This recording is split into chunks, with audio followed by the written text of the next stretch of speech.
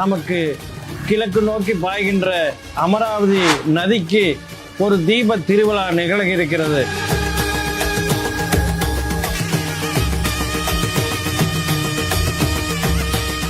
அமராவதி நதியானது மேற்கு தொடர்ச்சி மலையிலே சின்னாற்றின் கரையிலே நீந்தி அமராவதி அணையை வந்தடைகிறது.